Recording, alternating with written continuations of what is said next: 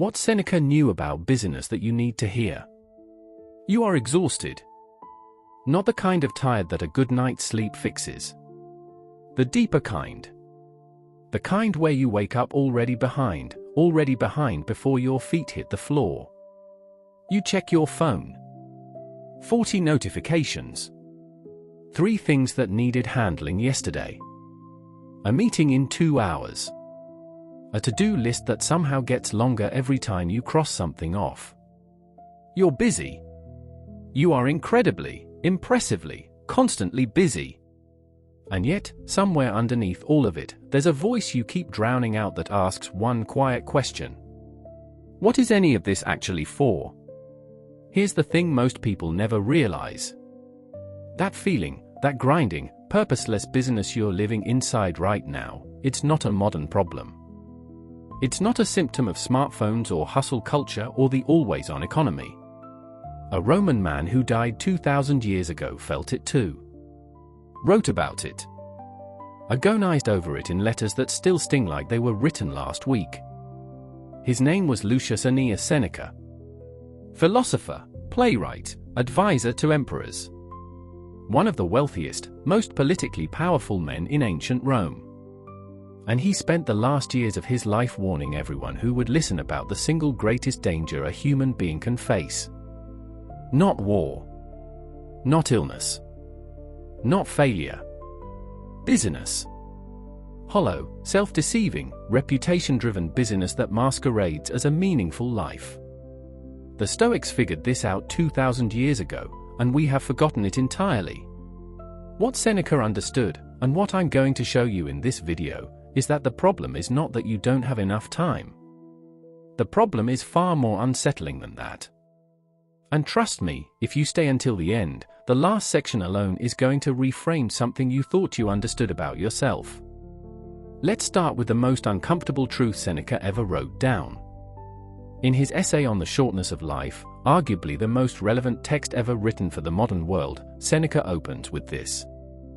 He says, "It is not that we have a short time to live, but that we waste a great deal of it."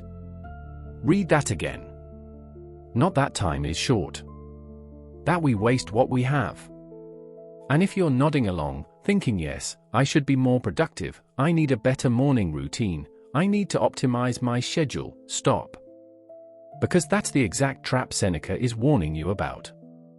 Most people treat busyness as the solution. More done equals more lived. Fill the calendar. Stack the meetings. Say yes to everything. Look useful. Look necessary. Look like someone whose time is in demand.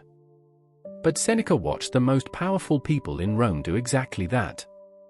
Senators rushing from one obligation to the next. Wealthy men filling every hour with social engagements, business dealings, political intrigue. Always moving. Always occupied. And dying, in his words, with their lives still unlived. He wrote to his friend Lucilius, and this is the line that should stop you cold. He said, "Omnia, Lucili, aliena sunt, tempus tantum nostrum estimated."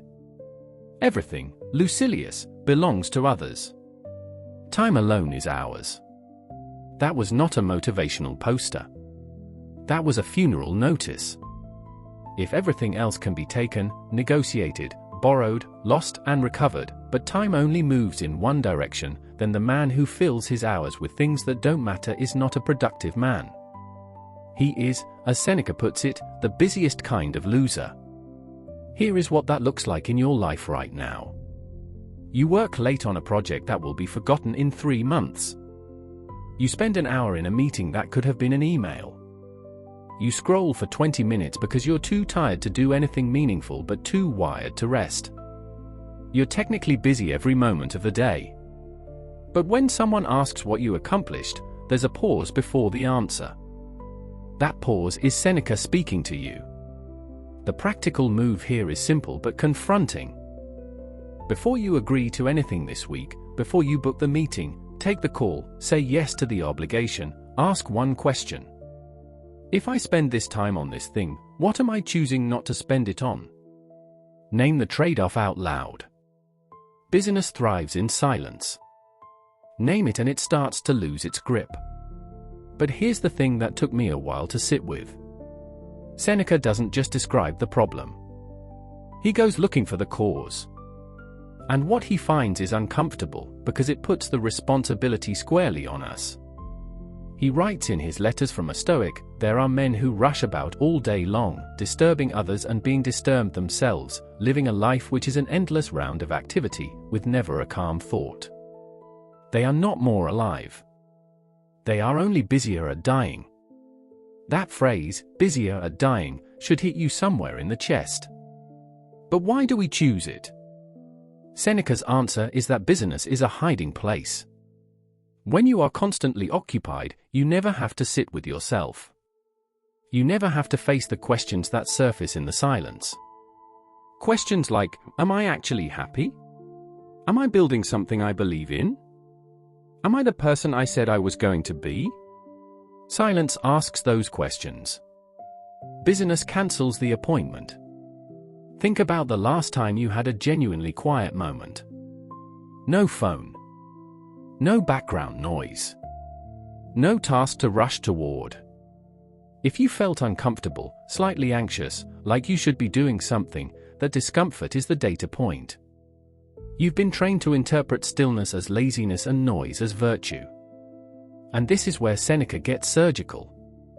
He says that most people don't just stumble into busyness. They pursue it. They use it as social proof. Being busy signals importance. I'm needed. I'm relevant. I'm the kind of person who doesn't have a free Tuesday. In 2025 we call this productivity culture. We wear exhaustion like a badge. We say I've been so busy as though it's a compliment. We glorify the grind and quietly die inside the schedule. Seneca saw this clearly in Rome's elite. He wrote, "The man who is everywhere is nowhere. The person spreading themselves across 100 obligations is not living a full life. They are living a scattered one." If you want to test whether this is you, here's the practice Seneca recommends, and it's now 2,000 years overdue. Set aside 1 hour, just one, with no input. No podcast. No music. No task. Sit with the discomfort of being unoccupied. What surfaces in that hour? The anxiety, the restlessness, the sudden urge to check something. That is what busyness has been keeping below the surface. You don't need to fix it immediately. You just need to meet it. And if you're finding these ideas useful, now is a good time to subscribe to this channel. We dig into exactly this kind of ancient wisdom every single week and translate it into something you can actually use today.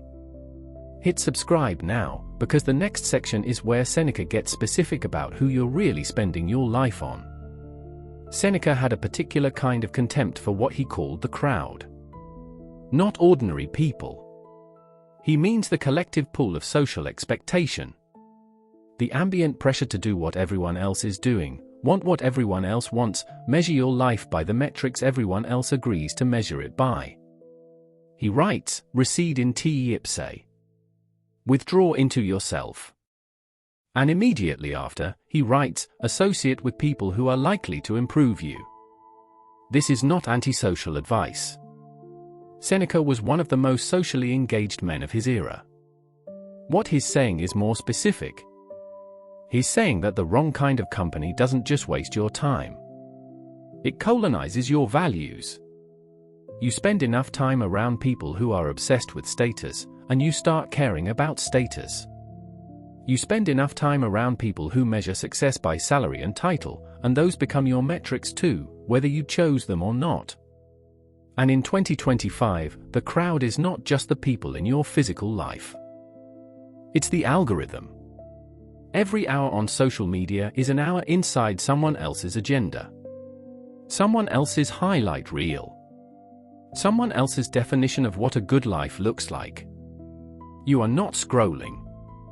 You are being enrolled in a value system that was not designed for your flourishing. Seneca would have looked at a social media feed and recognized it immediately. Not as a technological novelty, as an ancient problem wearing a new face. The same crowd noise. The same pressure to conform.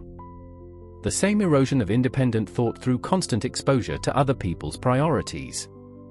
He writes in letter 1 of his letters from a Stoic, something that reads like it was written last Thursday. He says, "Claim time for yourself. Grasp it and hold it. That time which used to be stolen from you, or snatched away, or which slipped through your fingers, collect it and save it. Collect it. Save it." That language is deliberate. Time is something that can be spent or stolen. And most of us are walking around hemorrhaging it without knowing who took it.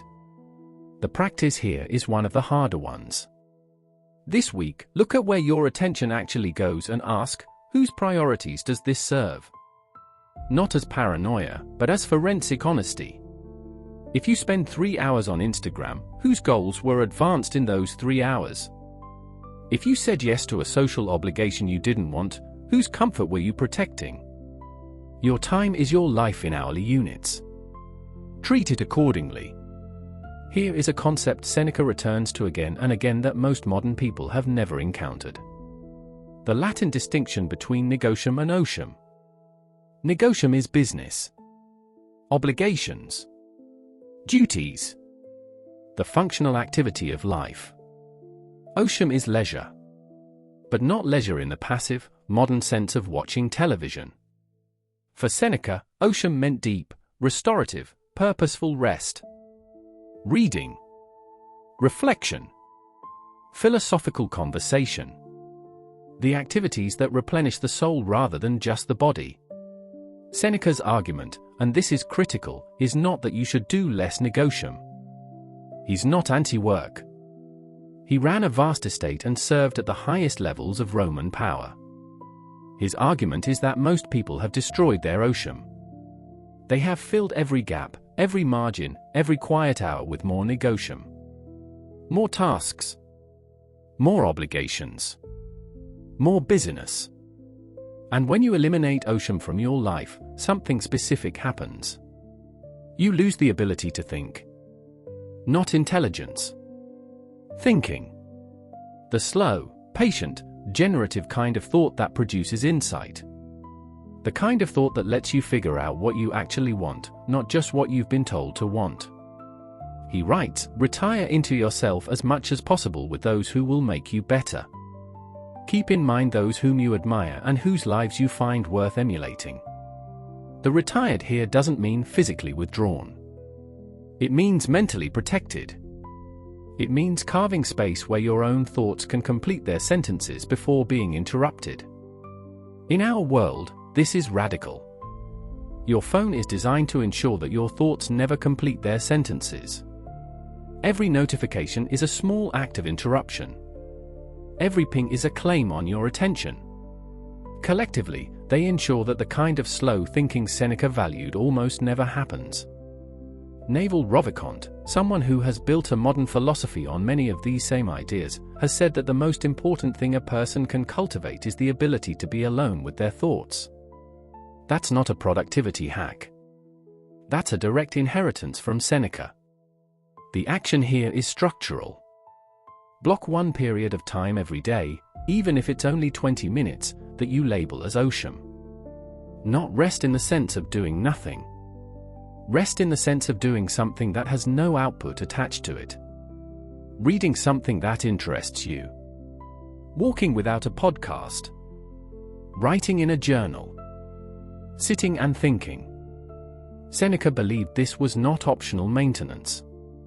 It was the whole point. Seneca writes something in on the shortness of life that should be assigned reading for every person between the ages of 20 and 40. He says, people are frugal in guarding their personal property, but as soon as it comes to squandering time, they are most wasteful of the one thing in which it is right to be stingy. You lock your front door. You check your bank statement. You would be furious if someone took $20 from your wallet without asking. But you will give 2 hours of your life to a conversation you didn't want to have, to a project that doesn't matter, to a scroll session that served no one, and you won't even notice. Seneca's prescription for this is what we might now call the examine schedule. Not optimization. Not efficiency. Examination. The habit of looking back at where your time actually went and asking, with genuine honesty, whether you chose it or it just happened to you. Marcus Aurelius does something similar in Meditations. He returns again and again to the question of whether his actions are aligned with his values. For Aurelius, the emperor's journal was a daily reckoning. Was I the person I said I was going to be today? Seneca applies that same lens to time specifically. He doesn't ask whether you were productive.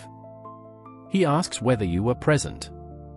Whether the hours you spent were hours you consciously chose or hours you sleepwalked through. Epictetus adds a sharper edge here. He teaches in the Discourses that the only thing truly within our control is the faculty of choice. The one thing you cannot outsource. The one thing that cannot be taken by circumstance or other people. And he argues that most people spend their entire lives exercising that faculty on things that don't belong to them, other people's opinions, outcomes they can't determine, futures they can't predict, while neglecting the only thing they can actually govern: how they choose to use this hour, right now. The practice is this. At the end of each day, before sleep, take 5 minutes and account for your time. Not to judge yourself. Not to optimize. Just to see it clearly. Write down the 3 things you spent the most time on today.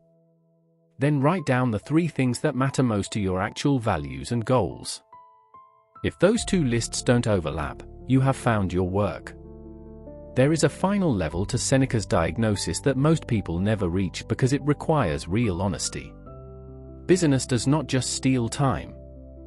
For many people, it becomes identity. He writes, "Nothing, to my way of thinking, is a better proof of a well-ordered mind than a man's ability to stop just where he is and pass some time in his own company." The ability to stop. Most of us have lost it. Not because we lack discipline. Because stopping is frightening. Because who are you when you're not producing? When you're not useful? When you're not needed? When the schedule clears and there's nothing to point to and say, "Look, this is what I did, this is what I am." Cato the Younger, one of the most morally incorruptible figures in Stoic history, was described by his contemporaries as someone who needed no external validation to know his own worth. His identity was anchored to his values, not his output. He didn't need to be seen to be busy. He knew what mattered and that was enough. In the modern world, the opposite is the norm. We have built entire identities around our productivity. Our worth is measured in what we deliver. Our value is tied to our usefulness. And the terrifying consequence of that is, any period of stillness feels like failure. Any downtime feels like falling behind. Seneca understood this. He wrote that the man who cannot be alone with himself is not free. He is a slave to the crowd, to the calendar, to the constant need for external confirmation that his life means something. And here, the Stoic solution is not a technique. It's a repositioning of values. Zeno of Citium, the founder of Stoicism, taught that virtue is the only genuine good. Not productivity. Not status. Not the accumulation of accomplishments. The quality of your character.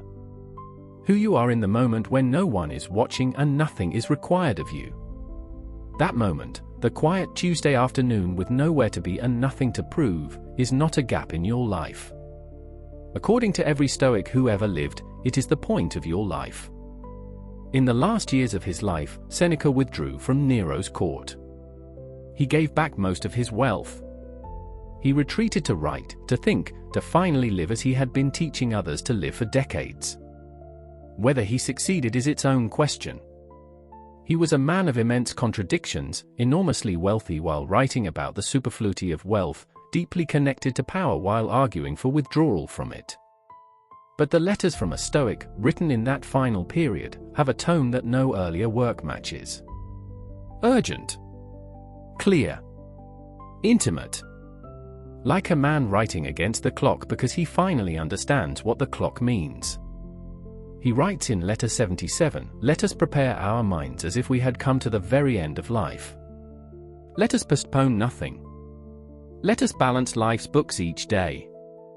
Balance life's books each day. Not at year's end. Not at retirement. Not when the children are grown and the mortgage is paid and the career has peaked. Each day. Because the books don't carry forward. What is unspent today is not saved. It is gone." This is Seneca's final warning, and it is not about productivity. It is not about doing more. It is about waking up to the fact that the life you are living right now is the life you will have lived. Not the life you're planning toward. Not the life you'll start when things calm down. This one. The one full of noise and obligation and busyness you can't quite justify.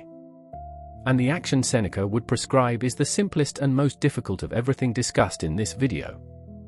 Tonight, before anything else, write down one thing you have been postponing because you've been too busy. Not a task. A conversation. A practice. A creative project. A relationship you've been meaning to tend. One thing you genuinely care about that your busyness has been quietly eating for months or years. Then schedule it. Not someday. This week. Because as Seneca writes, and this may be the most important sentence in everything he ever produced, he says, "Omnia, lucili, aliena sunt, tempus tantum nostrum estimated." Everything belongs to others. Time alone is ours. And the question his whole life's work comes down to is this: what are you going to do with yours? You came here because something in you recognized the problem before I named it. That restless exhaustion. That busyness that never quite adds up to a life. Seneca saw it in ancient Rome. He wrote about it with a clarity that 2,000 years have not dimmed. And the answer he kept returning to was not a different schedule or a smarter system. It was a different set of values. One where time is treated not as a resource to be filled but as the substance of your life, to be spent only on what genuinely matters to you. If this hit something in you, there is a video on this channel that goes deeper into the Stoic philosophy of control, what Epictetus taught about the only true freedom. It pairs directly with what we covered here. I'll leave it linked at the end. Watch it next. And if you want more of this every week, subscribe now. Not because it helps the channel, though it does. Because you are the kind of person who wants to think clearly and live deliberately, and that deserves a place to come back to. Seneca would say there is no time to waste on the consideration. You already know whether this matters to you. Act accordingly.